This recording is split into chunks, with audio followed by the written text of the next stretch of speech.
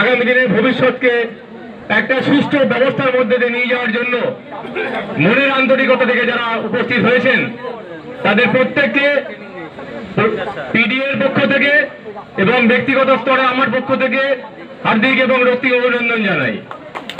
অভিনন্দন জানাই এই কারণে যে শুধু আপনারা উপস্থিত হননি, মনের এই ইচ্ছাকে প্রকাশ করেছেন এখানে এসে, যে আজকে যারা আমরা এখানে জমায়েত করছি, জমায়েতের মাধ্যমে ডেপুটেশন কর্মসূচি গ্রহণ করেছি। পঞ্চায়েত ডিপ্লোমা ইঞ্জিনিয়ার অ্যাসোসিয়েশন পশ্চিমবঙ্গের পক্ষ থেকে, কেন্দ্রীয় কমিটির পক্ষ থেকে, কেন্দ্রীয় কমিটির এই যে সিদ্ধান্ত, এটা যে সময়োপযোগী, এবং পিডিএর এই যে সিদ্ধান্ত সাধারণ ইউনিয়ন সহায়কদের যে চাহিদার সঙ্গে সামঞ্জস্যপূর্ণ, সেটা আপনারা এইভাবে জমায়েত করে প্রমাণ করেছেন। তার জন্য আরেকবার আপনাদেরকে আমি আন্তরিক অভিনন্দন জানাই। আরেকবার অভিনন্দন জানাই এই কারণে যে গত 10 বছর ধরে চলে আসে আমাদের উপরে যে অত্যাচার, যে অমানসিক প্রেসার তৈরি করা হচ্ছে প্রশাসনের পক্ষ থেকে, নিয়ম নীতিকে উপেক্ষা করে কাজ করানোর জন্য যে প্রেসার, যেটা হওয়া উচিত যে আমরা যাতে নিয়ম মেনে কাজ করি তার জন্য যে প্রেসার হওয়া উচিত, তার যে বিপরীতমুখী প্রেসার আপনারা সহ্য করছেন এত বছর ধরে, সহ্য করার পরেও তারা আপনারা কাজ করে যাচ্ছেন এবং পশ্চিমবঙ্গ সরকারের অধীনে কাজ করে যাচ্ছেন। এবং সেই কাজের মধ্য দিয়ে পশ্চিমবঙ্গ সরকার, পশ্চিমবঙ্গ রাজ্য এনআরইএসের দিক থেকে একটা অগ্রণী রাজ্য হিসেবে পরিণত হয়েছে। আপনাদের সেই কাজের প্রতি যে দায়বদ্ধতা, তার প্রতি যে কাজ দেখিয়েছেন আপনারা, দায়বদ্ধতার সঙ্গে যে কাজ করেছেন, তার জন্য আমরা ধন্যবাদ জানাই। আজকের যে ডেপুটেশন, এটা পরিষ্কার করে বলা দরকার। আজকে এখানে অনেকেই আছেন যারা ডেপুটেশনে অংশগ্রহণ করার জন্য আসেননি, বিভিন্ন কাজে এখানে এসছেন। সাধারণ মানুষ যারা আছেন, যারা পঞ্চায়েত ডিপ্লোমা ইঞ্জিনিয়ার অ্যাসোসিয়েশনের বাইরের লোক যারা আছেন, তাদের মনে হয়তো একটা প্রশ্ন যে এরা কারা, কারা আজকে এখানে রাস্তায় বসে পড়েছে, কারা আজকে এখানে ডেপুটেশন নিতে এসছে কমিশনার সাহেবের কাছে। আমরা তারা সারা রাজ্য জুড়ে বিভিন্ন সরকারি দপ্তরে যে ডিপ্লোমা ইঞ্জিনিয়াররা কাজ করেন, তিনি ইলেকট্রিক্যাল হতে পারেন, তিনি সিভিল হতে পারেন, তিনি মেকানিক্যাল হতে পারেন।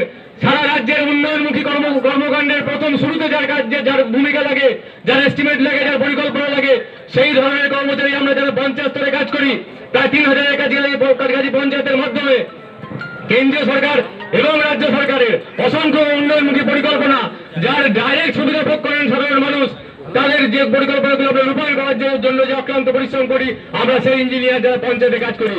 নির্মাণ সহায়ক কোন রকম সহায়তা করে না, তারা উন্নয়নকে সহায়তা করে।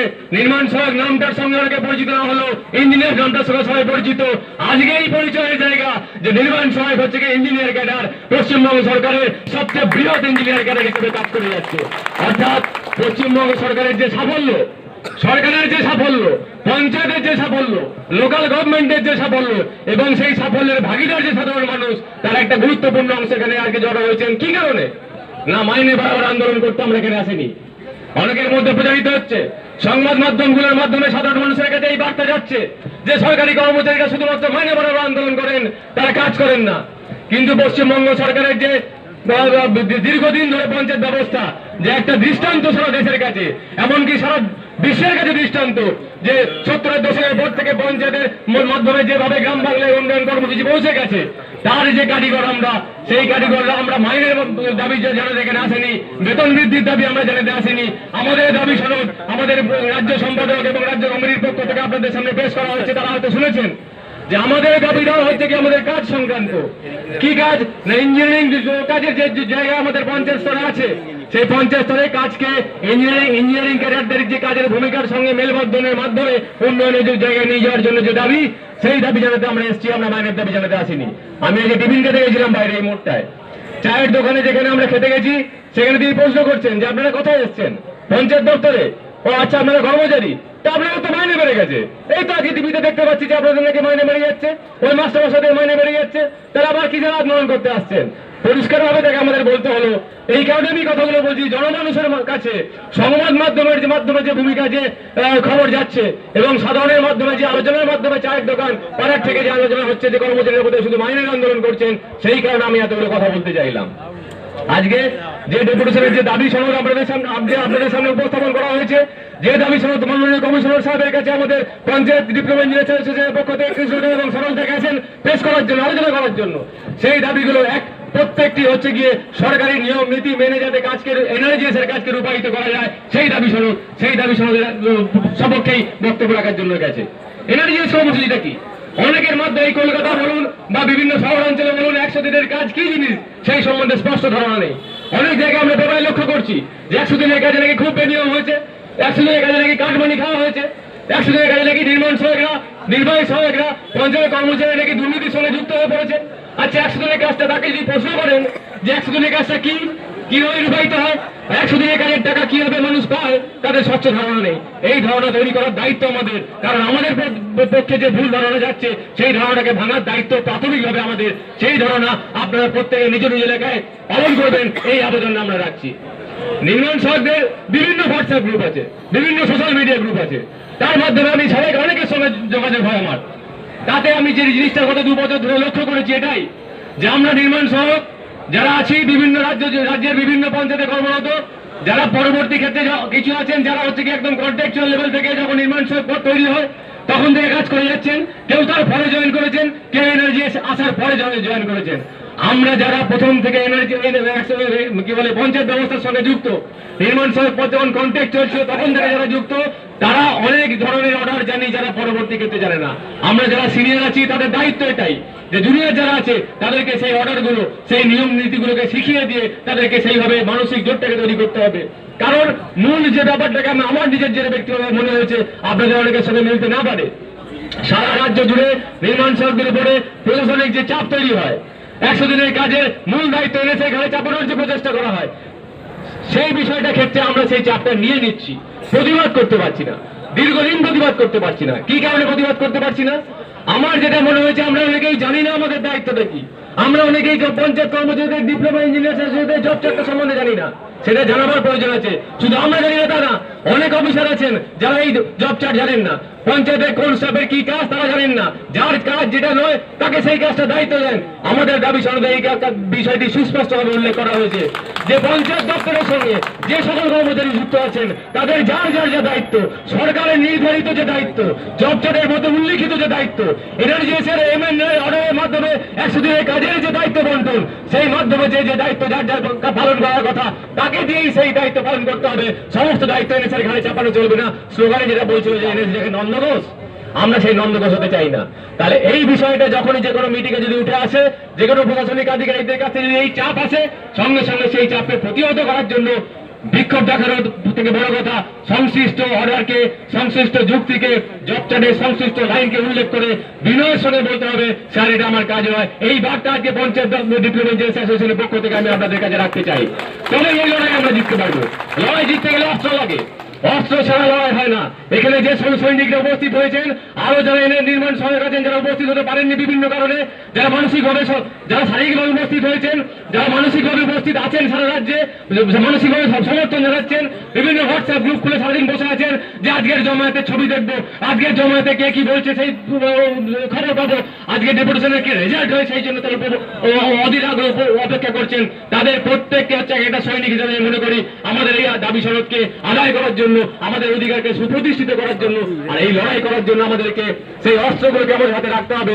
অস্ত্র মানে এই যে গভর্নমেন্টের কাজ, গভর্নমেন্টের সরকারি দপ্তর থেকে আমাদের কাছে যে সব অর্ডারগুলো আছে সেই অর্ডারগুলোকে আমাদের রাখতে হবে, এবং যে পরিস্থিতি হোক না কেন সেই পরিস্থিতির নিরিখে সেই সংশ্লিষ্ট অর্ডারকে আমাদেরকে তুলে ধরতে হবে। আধিকারিকদের সঙ্গে আধিকারিকদের সঙ্গে সেই নিয়ে বিতর্কে যেতে হবে, তাকে বোঝাতে হবে যে এটা আমার কাজ নয়, এই কাজটা আমি করবো না। আরেকটি বিষয় যেটা আমাদের কাছে বলার, যে আমরা বিভিন্ন জায়গায় আপনাদের যারা সাধারণ এনএস আছেন তাদেরকেও আগ্রহী হতে হবে যে অর্ডারগুলো কালেকশন করার জন্য।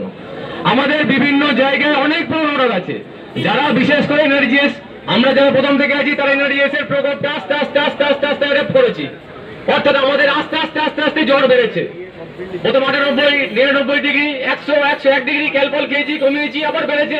কিন্তু যারা নতুন এসছেন, ভাবুন আজ থেকে 6 মাস আগে যে নির্মাণ সহায়কটা জয়েন করেছেন, আজ থেকে 1 বছর আগে যে নির্মাণ সহায়কটা কাজে জয়েন করেছেন, তিনি এনআরজিএস এর এই লাখ লাখ কোটি কোটি শ্রম দিবসের সাগরের মধ্যে এসে পড়েছেন। তিনি দিশাহারা, তিনি জানেন না তাকে কি করতে হবে, তিনি জানেন যখন জানছেন তাকে কি করতে হবে, তিনি তখন সেটা জানেন না তাকে সেই কাজটা কিভাবে করতে হবে, তিনি সেইটা জানেন না সেই কাজটা কিভাবে করতে হবে।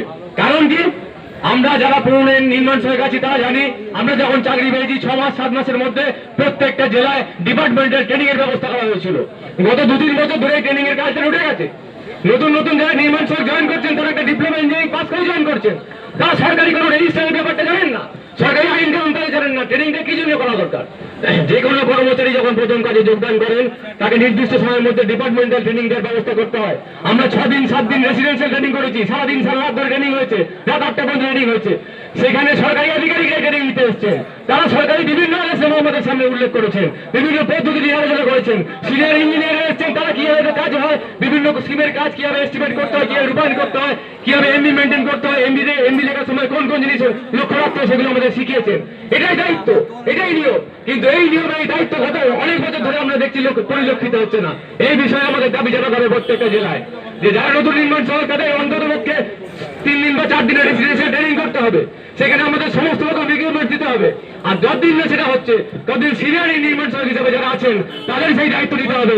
পঞ্চায়েত ডিপ্লোমা ইঞ্জিনিয়ার সঙ্গে যুক্ত যারা আছেন সিনিয়র ইঞ্জিনিয়ার, তাদের সিনিয়র নির্মাণ সহ তাদের সেই দায়িত্ব নিতে হবে, জুনিয়রদেরকে গাইড করার জন্য।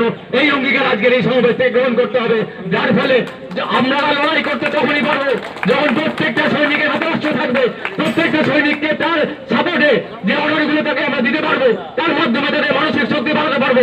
তবেই আপনি একটা বিষয় প্রতিবাদ করলে আপনার সঙ্গে 10 জনকে পাবেন। যদি আপনার সঙ্গে বাকি 9 জন সে আগ্রহ না জানে, আপনার সবার কাছে দাঁড়াতে পারবেন, ভয় পাবে। সেই অবস্থা থেকে পাল্টাবার জন্য আপনাদের প্রত্যেকের দায়িত্ব নিতে হবে।